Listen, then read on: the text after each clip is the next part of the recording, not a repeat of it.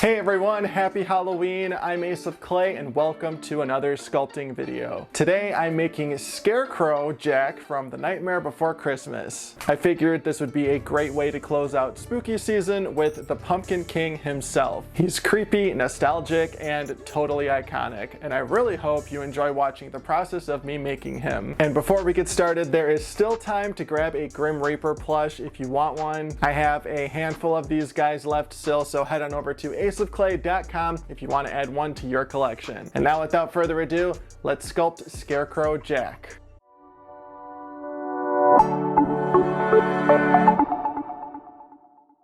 Alright, let's get started. I've got my wooden base here. Don't mind the extra hole, we'll cover it up later. I'm going to start by making the main post that will hold Jack. Then I'm going to create his arms and legs out of some 10 gauge wire and then wrap everything together with some 16 gauge along with a third piece of 10 gauge for his neck. To secure everything in place, I'm going to brush on some Bacon Bond and then slightly bulk out his torso with some ultralight.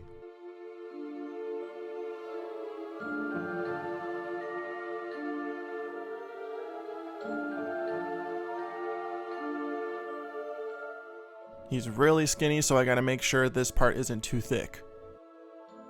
And there we go, the armature's done. Let's bake it.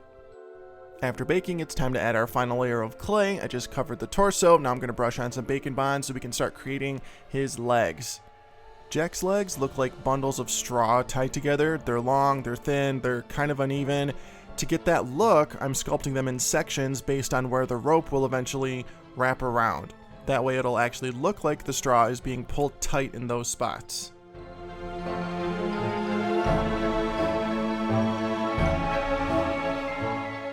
And I'm just going to use my spoon tool to create one last tension point on this leg.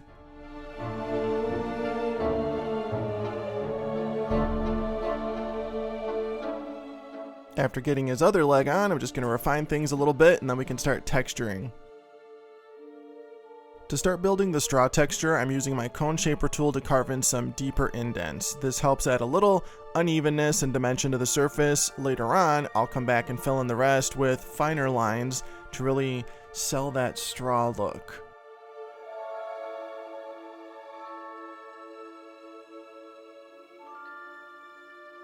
Now to create those finer lines, I'm just going to use the edge of my spoon tool to get them started. I do sell this tool on my website if you want to grab one for yourself.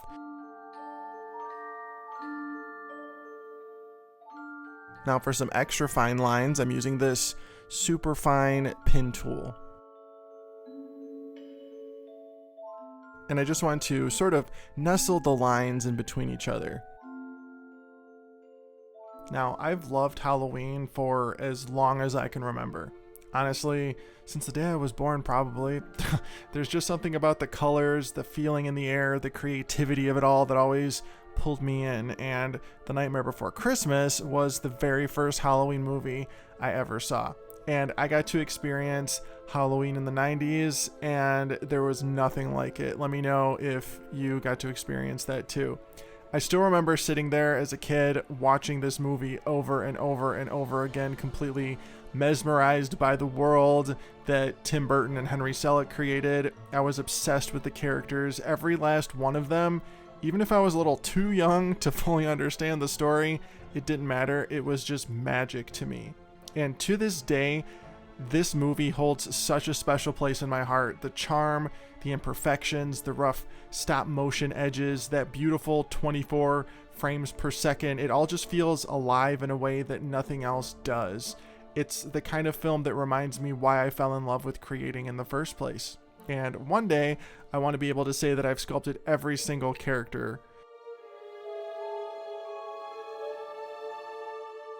Now to make his branchy hands, I'm using some floral wire and twisting it into itself to form each little branch or finger. This is going to act as the armature for them. They're a bit too long and thin to sculpt without support, so this will keep them from sagging in the oven.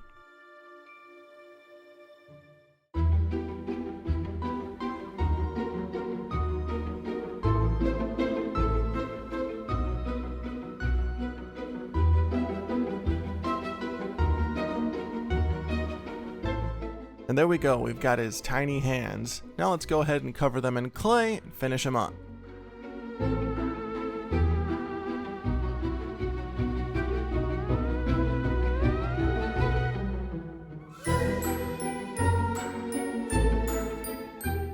Now let's go ahead and finish up his arms. Gonna apply some Bacon Bond and then add my clay, make it nice and smooth.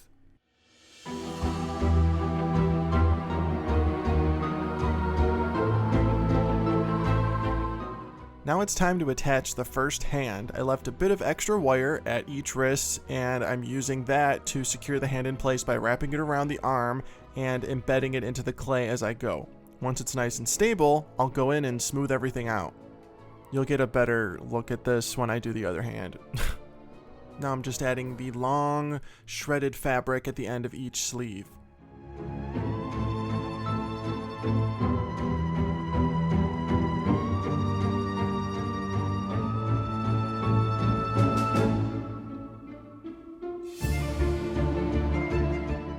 Alright, now here's a better look at how I attach the hands.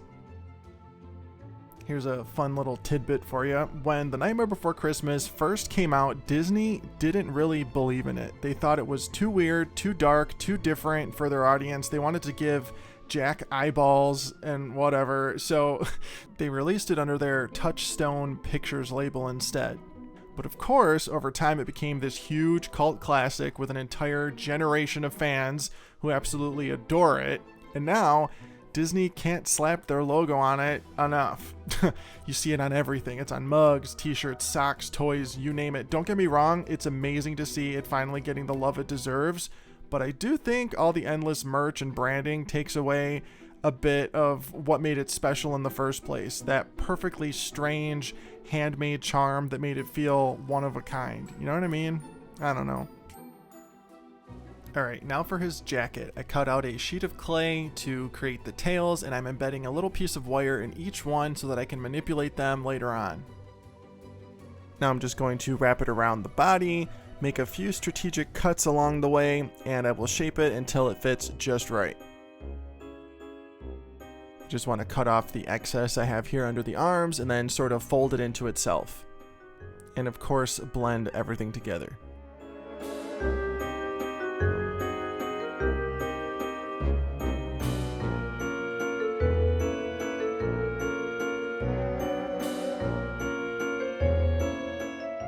There we go. Look at those little tails go.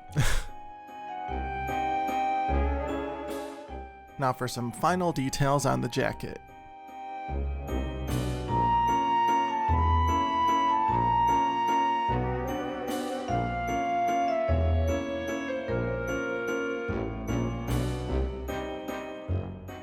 Now it's time for his pumpkin head. I covered this ball of aluminum foil with my clay, and we're going to start shaping out all the features. Just want to pop in my skewer so I have something to hold on to while I'm sculpting it, and then it'll also create the hole that will attach the head to the body later. Now we're just going to create the general shape of the jack-o'-lantern, starting with the little indent in the head, and then check out my fancy ball stylus, one of my prototypes that will be available soon. Anyway, just want to create the indent there, smooth everything out, and then use my super poker to create the veins in the pumpkin. These are pretty deep, so I just want to use a good amount of pressure.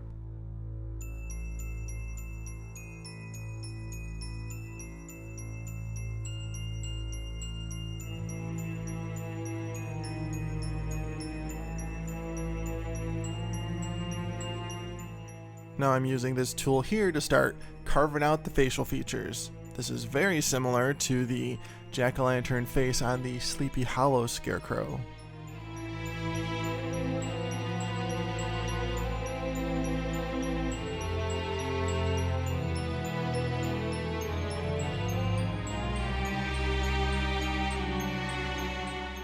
Now for the mouth, I don't want to fully carve it in just yet. I want to sort of just sketch the shape of it before I fully commit, because it'll be easier to erase any lines that I don't like if they're not super deep yet.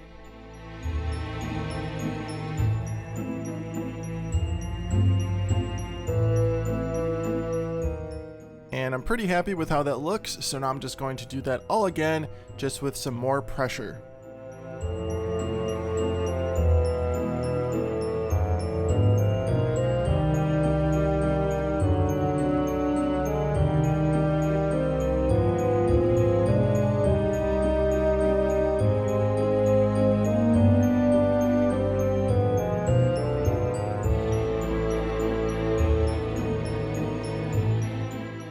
To flatten and smooth things out, I just want to go in with my rubber shaper really quick here and there.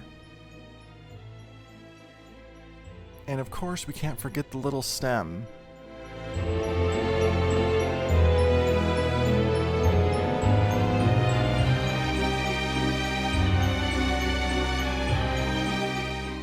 For the last step on the head, I'm going to brush on some clay softener to remove fingerprints and make everything nice and smooth. And there we go, we're ready to bake. Now to create the sign that says Halloween Town for the top of the post. Got this nice flat sheet of clay here, cutting it out using my blade, and then of course tattering the edges, making it look like wood.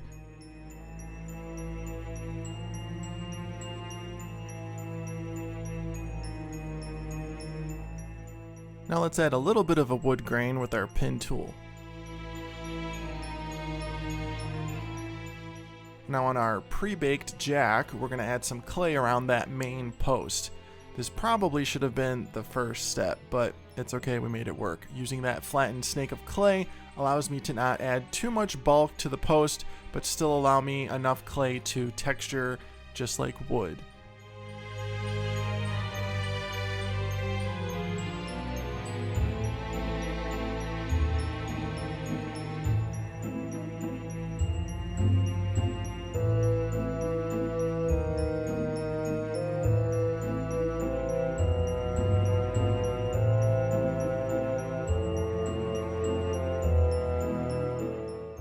Now I'm just going to add a little bit of straw around his neck, and then we'll finish off his jacket with a little collar.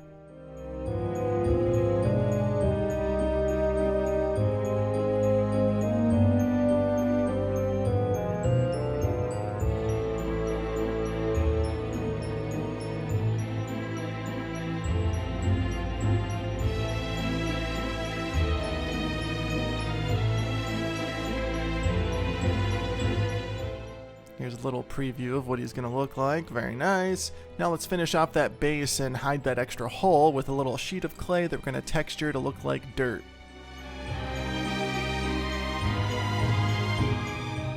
And I'm just rolling this cheap Michaels texture roller on the surface to get a nice, convincing dirt texture. Just rolling it every which way.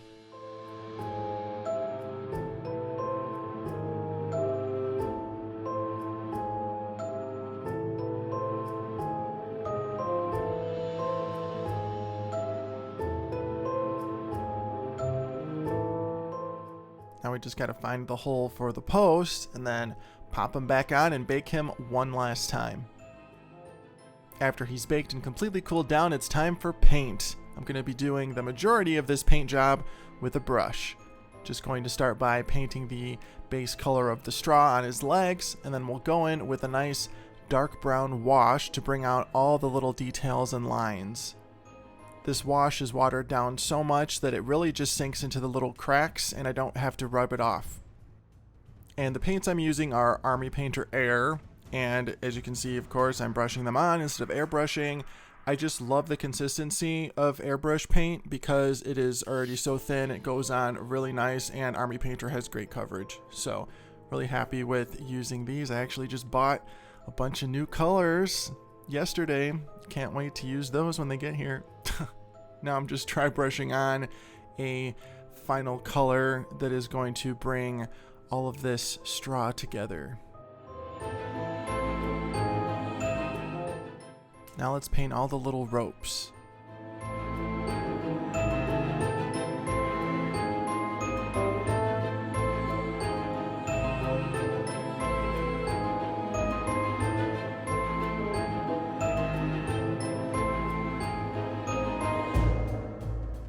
And now for the jacket, this nice sort of cranberry red color.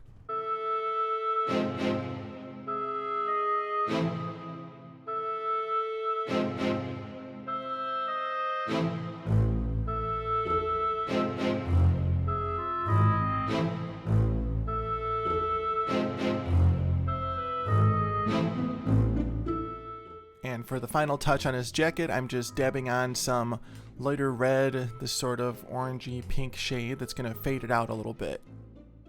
Now to paint the post, I'm starting with a very dark brown shade that I'm going to lighten up later on with some lighter brown dry brushing.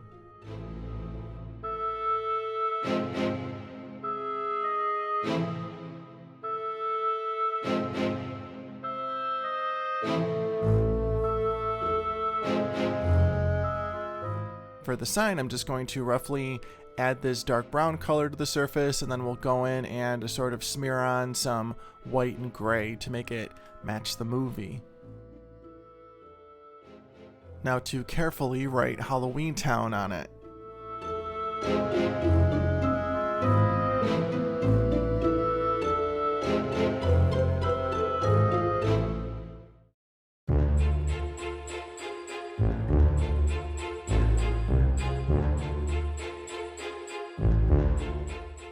For the base, we're just going to paint the entire thing black and then dry brush some gray on that dirt texture on top there.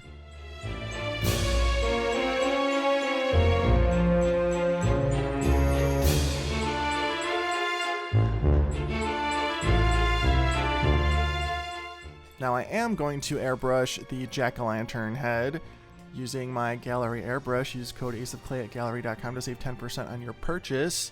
Just want to add a nice smooth even coat of orange, and then we'll go ahead and kiss it with some yellow. And if you've never tried airbrushing before, 10 out of 10 would recommend. It's not as scary as you think. Takes a little bit of practice, but what doesn't?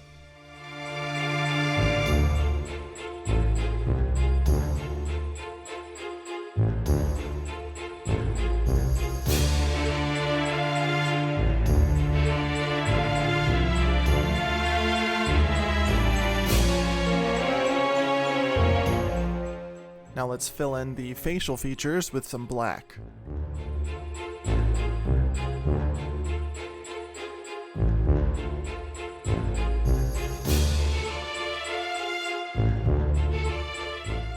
Using a very steady hand and a script liner, I'm going to use my watered down brown to highlight each of the veins in the pumpkin, gently flicking the brush as I get to the end to bring each little streak to a nice point.